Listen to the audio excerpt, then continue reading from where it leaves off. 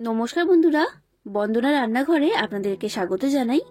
আজ আমি আপনাদের সাথে 1 কাপ সুজি দিয়ে একদম নতুন ধরনের আর নতুন স্বাদের একটা রেসিপি শেয়ার করছি। সুজি দিয়ে তৈরি এই রেসিপিটা আপনারা সকালের জলখাবারে বা নাস্তায় তৈরি করতে পারেন। এছাড়াও বিকেলবেলা স্ন্যাক্স হিসাবেও খেতে পারেন, আর বাচ্চাদের স্কুল টিফিনেও এটা তৈরি করে দিতে পারবেন। একদম সহজ রেসিপি, খুবই কম সময়ের মধ্যে এটা আপনারা ঝটপট বানিয়ে ফেলতে পারবেন। আর এটা খেতে হয় খুবই টেস্টি। আর বন্ধুরা, এটা বাইরে থেকে খুবই মুচমুচে তৈরি হয় আর ভেতর থেকে হয় একদমই নরম তুলতুলে। তাই বন্ধুরা, দেরি না করে আজকে রেসিপিটা শুরু করা যাক। আর আপনারা যদি আমার চ্যানেলে নতুন এসে থাকেন তাহলে চ্যানেলটা সাবস্ক্রাইব করার জন্য অনুরোধ রইল। এই রেসিপিটা তৈরি করার জন্য আমি এইখানে একটা পাত্রের মধ্যে নিয়ে নিচ্ছি 4 চামচ ময়দা। এরপর আমি এর মধ্যে দিয়ে দিলাম 2 চামচ চালের গুঁড়ো।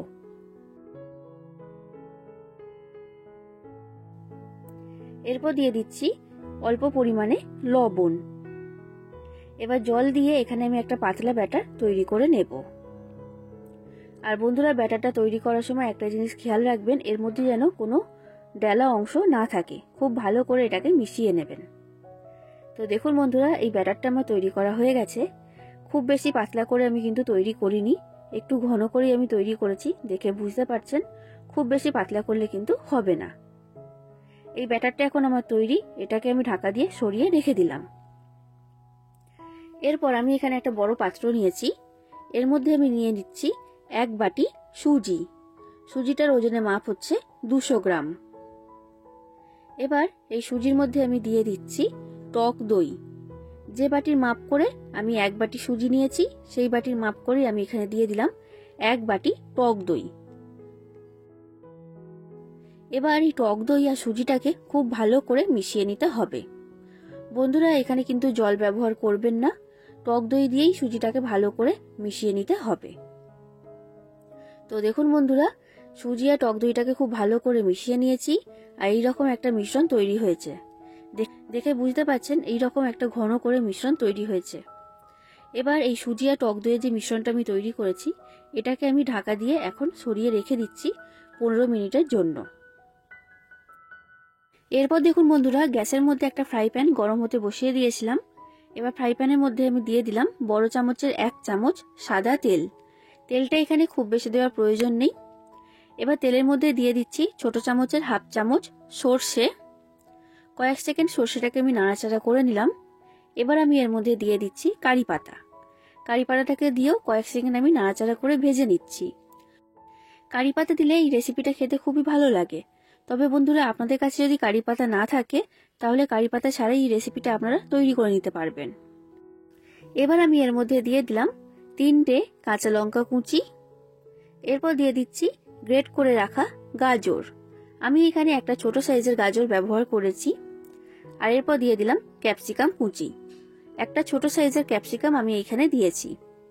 এবার গাজর আর ক্যাপসিকামটাকে দিয়ে 2 মিনিটের মতো একটু ভেজে নিতে হবে। গ্যাসের ফ্লেমটা হাই ফ্লেমে রেখেই আমি ভেজে নিচ্ছি। তো দেখুন বন্ধুরা, 2 মিনিটের মতো গাজর আর ক্যাপসিকামটাকে আমি ভেজে নিয়েছি। এবার আমি এর মধ্যে দিয়ে দিলাম একটা বড় সাইজের পেঁয়াজ কুচি। এবার পেঁয়াজটাকে দিয়েও 1 মিনিটের মতো ভেজে নিতে হবে। বন্ধুরা, এখানে সব সবজিগুলোকে ভেজে একদম নরম করে ফেললে কিন্তু হবে না, হালকা করে ভেজে নিতে হবে। 1 মিনিটের মতো পেঁয়াজটাকে দিয়ে আমি ভেজে নিয়েছি। এবার আমি কিছু মশলা এর মধ্যে দিয়ে দিচ্ছি। তো সবার প্রথমে দিলাম সামান্য পরিমাণ হলুদের গুঁড়ো। এরপর দিয়ে দিলাম লঙ্কার গুঁড়ো। আপনারা যতটা ঝাল খেতে পছন্দ করেন সেই অনুযায়ী এখানে দিয়ে দেবেন। এরপর দিয়ে দিচ্ছি স্বাদ অনুযায়ী লবণ। এরপর দিলাম 1/2 চামচের মতো চিনি। চিনিটা এখানে অবশ্যই ব্যবহার করবেন। আর এরপর দিয়ে দিচ্ছি 1/2 চামচের মতো চাট মশলা। চাট মশলা দিলে খুবই মুখরোচক খেতে হয়। এবার এই সব মশলাগুলোকে দিয়ে আমি ভালো করে মিশিয়ে নিলাম। এবার আমি এখানে নিয়েছি 2টো মাঝারি সাইজের সেদ্ধ আলু।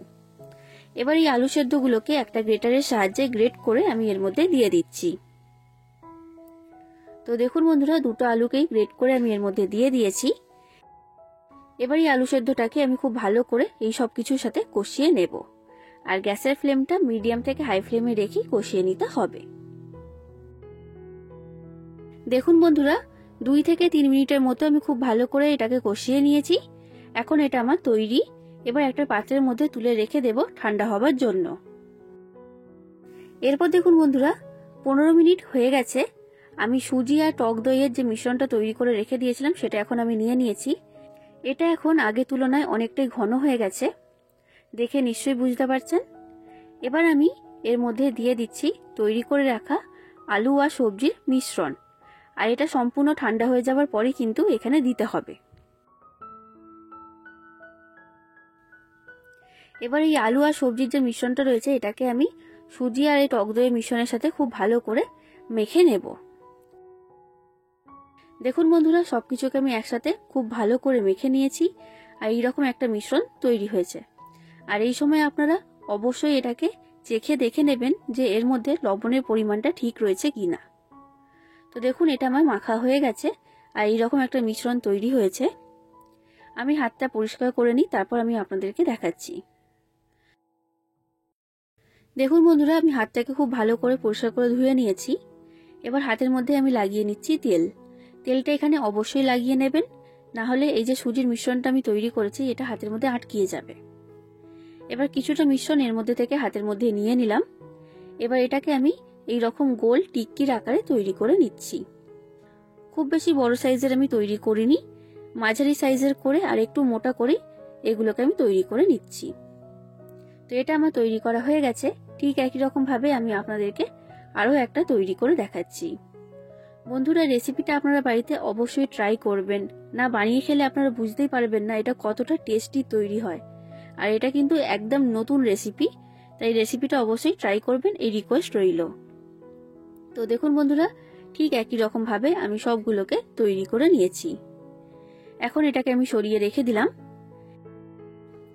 এরপর দেখুন বন্ধুরা, আমি এইখানে যে ময়দার ব্যাটারটা আগে তৈরি করে রেখে দিয়েছিলাম সেই ময়দার ব্যাটারটা আমি এখানে নিয়ে নিয়েছি। এটা আগের তুলনায় এখন অনেকটাই ঘন হয়ে গেছে। এবার এর মধ্যে আমি দিয়ে দিলাম হাফ চামচের মতো চিলি ফ্লেক্স। এরপর দিয়ে দিচ্ছি 2 চামচ সাদা তিল। সাদা তিল দিলে খেতে খুবই ভালো হয়, তাই আমি এখানে ব্যবহার করেছি। তবে আপনাদের কাছে সাদা তিল না থাকলে এটা স্কিপ করে যাবেন। এরপর আমি দিয়ে দিচ্ছি অনেকটা পরিমাণে ধনেপাতা কুচি। আর এরপর দিয়ে দিলাম 1 চামচ সাদা তেল। এবার এই সব কিছুকে এই ব্যাটারের সাথে আমি খুব ভালো করে মিশিয়ে নিচ্ছি। তো দেখুন বন্ধুরা, এটা খুব ভালো করে মেশানো হয়ে গেছে। এটা এখন আমার তৈরি। এরপর দেখুন বন্ধুরা, গ্যাসের মধ্যে একটা ফ্রাই প্যানে সাদা তেল গরম হতে বসিয়ে দিয়েছিলাম। তেলটা খুব ভালো মতো গরম হয়ে গেছে। এবার আমি এইখানে যে ময়দার ব্যাটারটা তৈরি করেছিলাম এই ব্যাটারের মধ্যে এই সুজির টিক্কিগুলোকে একটা একটা করে ডুবিয়ে নেব আর তারপর এগুলোকে এই গরম তেলের মধ্যে ছেড়ে দেব।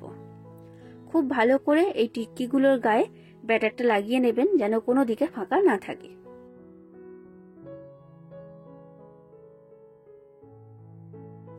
তো দেখুন বন্ধুরা, এগুলোকে আমি এখন তেলের মধ্যে দিয়ে দিয়েছি। এবার গ্যাসের ফ্লেমটা মিডিয়াম ফ্লেমে রেখে উল্টে পাল্টে এগুলোকে ভেজে নিতে হবে যতক্ষণ না পর্যন্ত এগুলো মুচমুচে তৈরি হচ্ছে। বন্ধুরা, রেসিপিটা যদি আপনাদের ভালো লাগে তাহলে অবশ্যই লাইক করে দেবেন, যতটা সম্ভব ততটা শেয়ার করে দেবেন আর কমেন্ট করে কিন্তু অবশ্যই জানাবেন রেসিপিটা আপনাদের কেমন লেগেছে। আর চ্যানেলটাকে যদি এখনো পর্যন্ত সাবস্ক্রাইব না করে থাকেন তাহলে অবশ্যই চ্যানেলটাকে সাবস্ক্রাইব করে দেবেন। তো দেখুন বন্ধুরা, আমি গ্যাসের ফ্লেমটা মিডিয়াম ফ্লেমে রেখে এগুলোকে ভেজে নিয়েছি আর এগুলো এখন খুবই মুচমুচা তৈরি হয়েছে। এবার তেলের মধ্যে থেকে এগুলোকে আমি তুলে নিলাম। আর ঠিক একই রকম ভাবে আমি বাদ বাকি সুজির টিক্কিগুলোকে ভেজে নেব। বন্ধুরা, এগুলো বাইরে থেকে খুবই মুচমুচে হয় আর ভেতর থেকে হয় খুবই নরম তুলতুলে। তো দেখুন বন্ধুরা, সুজির এই টিক্কিগুলো আমার সব তৈরি করা হয়ে গেছে। তাহলে আপনারাও বাড়িতে এইভাবে রেসিপিটা ট্রাই করুন। আশা করছি আপনাদের সকলের খুবই ভালো লেগেছে। আজ আসি বন্ধুরা, আবার দেখা হবে অন্য কোনো দিন অন্য কোনো রেসিপির সাথে। ধন্যবাদ।